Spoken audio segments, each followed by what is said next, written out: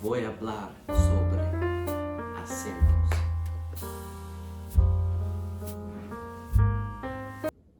Definitely a big part of learning a new language is realizing that everyone around you can tell this is not your first language.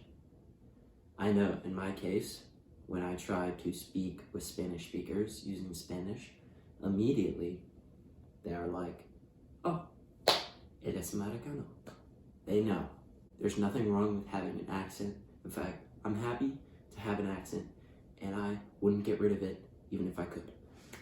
My philosophy with your accent is to keep your accent and be happy with it, but you have to tweak it to make it understandable for people who speak the language. So yes, if you say something in a way that is confusing to speakers of that language, then in reality, there is no point speaking the language if they can't understand you.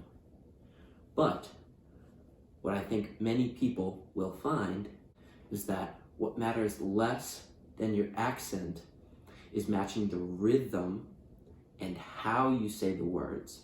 Not your accent, but the speed and where you put stress. I know that when I speak with some people who have a very thick accent, I can understand them perfectly fine. Other times, when I speak with someone who has a very good accent, it's difficult to understand. The reason is the people who are easy to understand are getting good at the tone at which they speak and the speed. So you might be wondering, how can I get better at my tone and speed in English? Well, I believe the number one thing you can do is listen to English speakers. Now, I know for many people, it might be hard to jump right into that at the start of learning. And the reason is, just like Spanish, many English speakers speak very fast. So, of course, that's why I made this channel to speak at a slower speed, sometimes a very slow speed, for people who are learning English to get a better understanding of what I'm saying. Now, some people might be watching this and they might be getting disappointed because they are not understanding every word that comes out of my mouth. And that is perfectly fine. I found that as you listen to more and more people trying to teach you English or Spanish or whatever language at a slower speed, you get much better. And a big part of that is understanding their personal accent. So I will give you an example. If you have watched the movie Lunes al Mar, what you'll find, or at least what I found, is that I was not familiar with the accent that they had in southern Spain. But after listening to the movie, about an hour in, maybe 30 minutes, I found that I could understand what they were saying much better. So it is very important for anyone learning a language to pick a region they are interested in moving to or visiting or just enjoying content from and focusing on learning that region. So for example, if I wanted to learn how to speak, let's say, Barcelona, consume content from Barcelona. Watch movies. Whatever you enjoy, consume content from that region. That way, you are accustomed to the accent already, and you are not lowering your expectations to lower them where you actually are. Because once you understand a regional accent, you'll see that your actual understanding of the language is much higher. And yes, I do advise a variety of accents because not all people speak the same.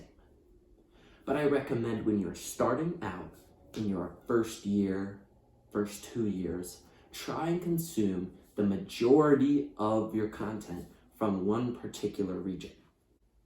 Now, one of the great things about learning a language is you'll find that later down the road, you can learn a whole bunch of accents.